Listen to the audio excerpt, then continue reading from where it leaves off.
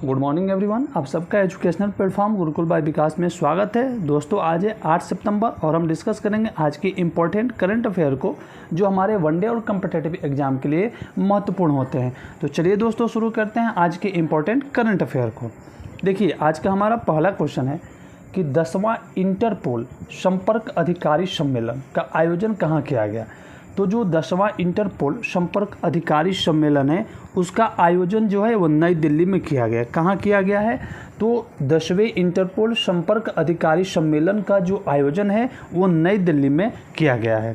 Okay, इसे CBI द्वारा आयोजित किया गया, यानी कि सीबीआई द्वारा आयोजित 10वें इंटरपोल संपर्क अधिकारी सम्मेलन का जो आयोजन है वो दिल्ली में किया गया। ओके, इसे किसके द्वारा आयोजित किया गया था? तो इसे सीबीआई द्वारा आयोजित किया गया था। अगर सीबीआई द्वारा इसे आयोजित किया गया है तो हमें जानना चाहिए कि सीबीआई के निदेशक कौन है। तो सीबीआई के निदेशक हैं प्रवीण सूद। कौन है?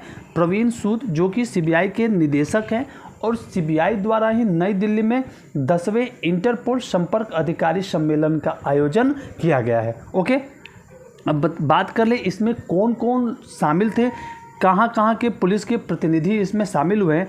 तो कार्यक्रम में जर्मनी का बीकेआई, एफबीआई जो कि अमेरिका के हैं, नेशनल पुलिस एजेंसी जो कि जापान की है, राष्ट्रीय अपराध एजेंसी जो कि यूके की है, पीडीआई जो कि चिली की और नेपाल के पुलिस प्रतिनिधियों ने यहाँ पे शिरकत की है।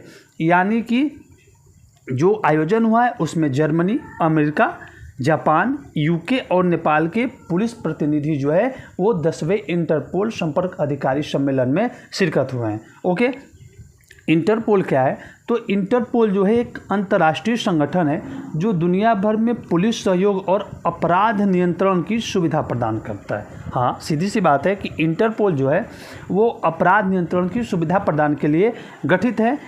इसके मुख्यालय की बात कर लें तो जो इंटरपोल है उसका मुख्यालय कहाँ है? तो इसका मुख्यालय फ्रांस में है। ओके, अब जैसे हमने यहाँ पे कहा कि यहाँ पे जर्मनी, अमेरिका और जापान, चिली जैसे देशों के प्रतिनिधि जैसे देशों के पुलिस प्रतिनिधियों ने यहाँ पे शिरकत की है।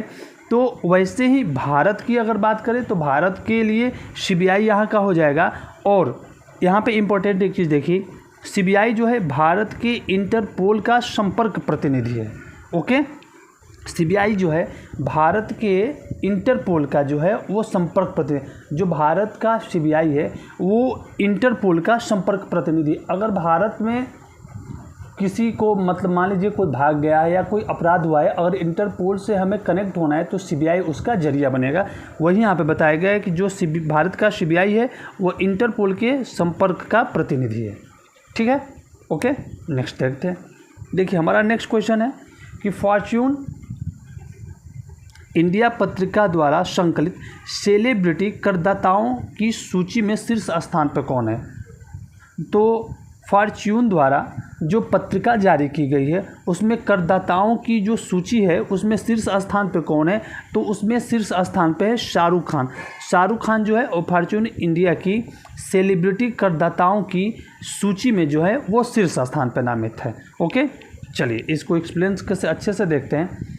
बॉलीवुड सुपरस्टार शाहरुख खान जो है जो वित्त वर्ष 2023-24 उसमें उन्होंने 22 करोड़ रुपए के एडवांस टैक्स का भुगतान किया है। और 22 करोड़ रुपए के एडवांस टैक्स के भुगतान के साथ जो है वो सेलिब्रिटी करदाताओं की सूची में जो है वो शीर्ष स्थान पे है। ओके, किस स्थान पे है? तो शीर्ष स्थान पे है।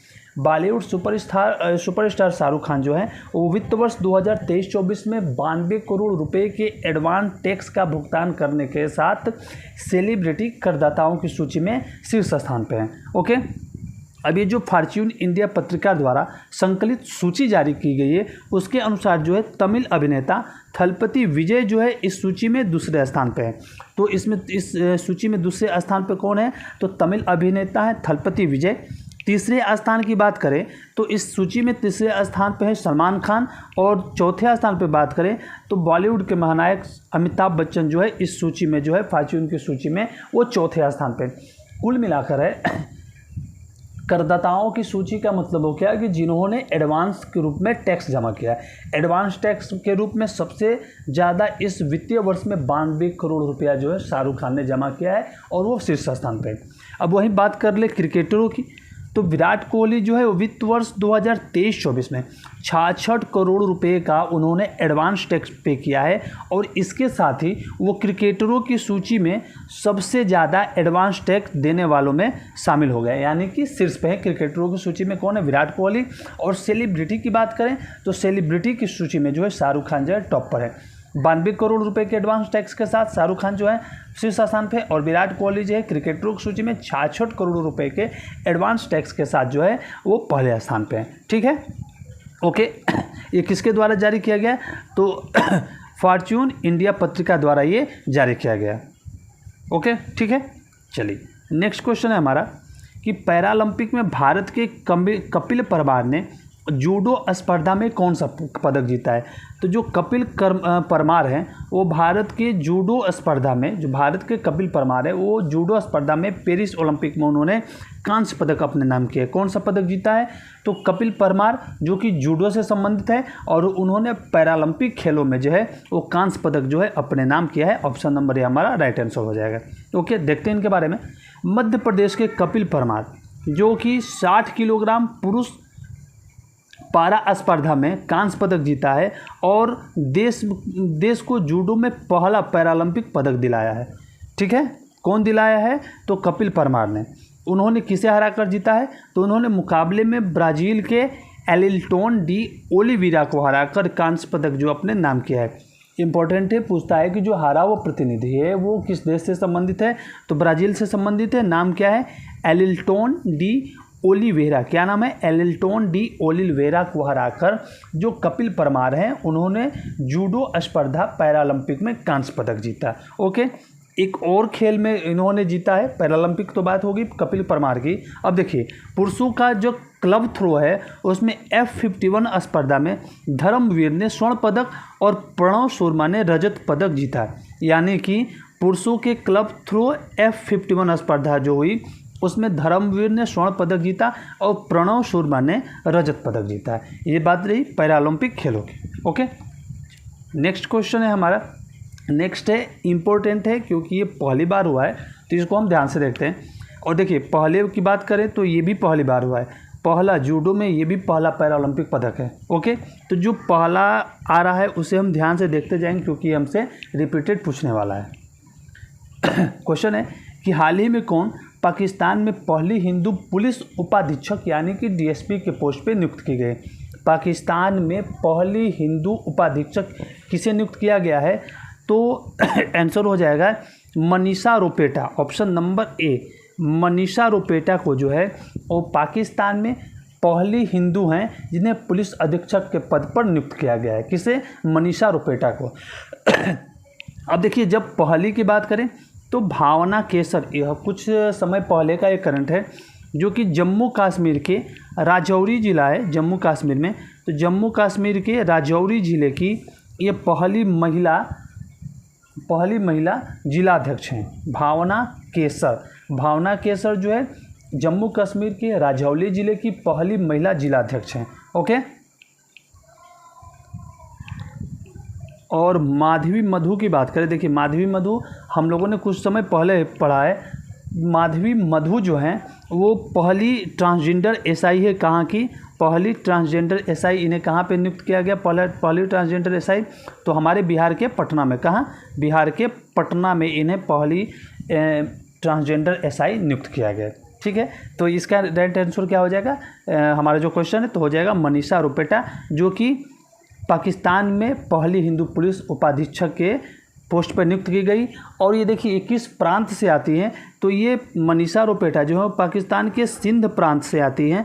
किस प्रांत से आती है? तो पाकिस्तान के सिंध प्रांत की है, और उन्होंने सिंध लोक सेवा आयोग को पास करके जो है वो पुलिस अधीक्षक यानी कि डीएसपी का पोस्ट पाया है। ओके, ठीक है, अगला क्वेश्चन देखते हैं। अगला क्वेश्चन है कि पैरालंपिक खेलों के समापन समारोह में भारत के ध्वजवाहक के तौर पर किसे चुना गया है? तो जो पैरालंपिक खेल चल रहे हैं पेरिस में, वो जब उसका समापन होगा तो उसमें ध्वजवाहक के तौर पर किसे नियुक्त किया गया है? तो देखिए 2 लोगों को नियुक्त किया गया है। एक तो हो जाएंगे हरविंदर सिंह और दूसरी हो जाएंगी प्रीति पाल। हरविंदर सिंह और प्रीति पाल, इन दोनों को दोनों का आंसर दोनों हो जाएगा आंसर। हरविंदर सिंह और प्रीति पाल को जब पैरा ओलंपिक खेल जो कि पेरिस में आयोजित है उसका समापन होगा तो भारत की तरफ से ध्वजवाहक जो है वो उन्हें चुना गया है, हरविंदर सिंह और प्रीति पाल को। इनके बारे में थोड़ा सा देख लेते हैं। स्वर्ण पदक विजेता और तीरंदाज हरविंदर सिंह को और 2 पदक जीतने वाली पहली भारतीय धाविका प्रीति पाल को पेरिस पैरालंपिक खेलों के समापन समारोह के लिए ध्वजवाहक चुना गया। ये दोनों का जो नाम है ना, आप जरूर देख लेना, जो भी एग्जाम होगा इसके बाद उसमें ये 2 नाम आपको पेरिस पैरालंपिक से जरूर क्वेश्चन में पूछे जाएंगे, क्योंकि ये स्वर्ण पदक विजेता है तीरंदाज हरविंदर सिंह और ये ध्वजवाहक भी चुने गए हैं समापन की। और उनसे भी इम्पोर्टेंट है कि 2 पदक जीतने वाली पहली भारतीय धाविका प्रीति पाल, ये 2 नाम जो है आपको एग्जाम में जरूर देखने को मिलेगा। तो ये इंपॉर्टेंट नाम है, आप इन्हें जरूर याद रखिएगा। ओके, चलिए नेक्स्ट है हमारा कि हाल ही में किसे फ्रांस का नया प्रधानमंत्री नियुक्त किया गया है। फ्रांस का नया प्रधानमंत्री किसे नियुक्त किया गया है? तो दोस्तों देखिए, आंसर तो हो जाएगा मिशेल बार्नियर, यानी कि option number B, Michel Barnier को जो है वो फ्रांस का नया प्रधानमंत्री नियुक्त किया गया है। अब बात करें कि हम इमैनुअल मैक्रो जो कि फ्रांस के राष्ट्रपति हैं और इनके द्वारा ही प्रधानमंत्री के पद पर मिशेल बार्नियर की नियुक्ति जो है वो की गई है। किसके द्वारा की गई है? तो ये फ्रांस के राष्ट्रपति हैं, फ्रांस के प्रेसिडेंट हैं ये, कौन? इमैनुअल मैक्रो, जिनके द्वारा जो है ये फ्रांस के पीएम मिशेल बार्नियर की जो है वो नियुक्ति की गई है। ठीक है, ओके, चलिए अगला देखते हैं। अच्छा, अगला का मतलब कि चलिए थोड़ा सा जो अभी इम्पोर्टेंट नियुक्ति है उसे एक बार हम रिवाइज कर लेते हैं। आंद्री शिबिहा आपने नाम जरूर सुना है क्योंकि हमने पिछले क्लास में इसे डिस्कस किया था। आंद्री शिबिहा को यूक्रेन का नया विदेश मंत्री नियुक्त किया गया है। आंद्री शिबिहा कौन है? इन्हें यूक्रेन का नया विदेश मंत्री नियुक्त किया गया है। सुरेश प्रभु इनका नाम कैसे आया? सुरेश प्रभु जिन्हें वर्ल्ड एग्रीकल्चर फोरम बोर्ड में नामित किया गया।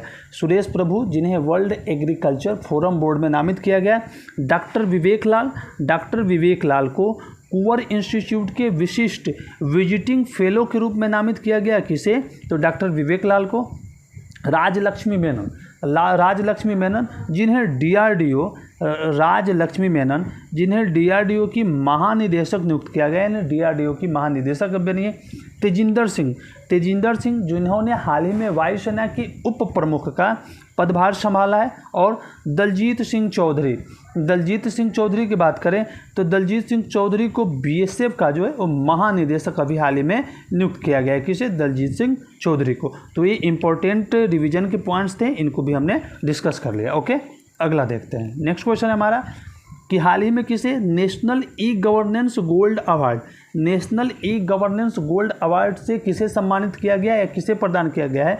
तो जो national e governance gold award है वो लैब मित्र पहल को प्रदान किया गया है। किसे? लैब मित्र पहल को जो है national e governance gold award से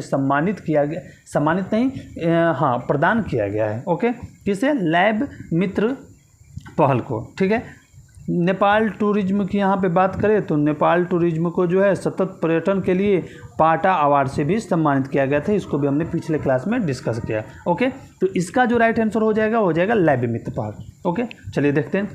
वाराणसी में शुरू लैब मित्र पहल को national e governance gold award प्रदान किया गया। कहाँ पे ये आयोजित है? तो वाराणसी में शुरू लैब मित्र पहल को जो है national e governance gold award से सम्मानित किया गया। ओके, अब देखिए इसका ये जो अवार्ड है इसका आयोजन कहाँ किया गया? तो मुंबई में आयोजित नेशनल ई गवर्नेंस कॉन्फ्रेंस 2024 के आयोजन में यह अवार्ड जो है वो प्रदान किया गया। ठीक है, ई गवर्नेंस पहल की बात करें तो है क्या? तो देखिए यह अवार्ड जो है प्रशासनिक सुधार और जिला स्तर पर ई गवर्नेंस पहल के लिए प्रदान किया गया है। किसे? लैब मित्र को। ओके, ठीक है, नेक्स्ट देखते हैं।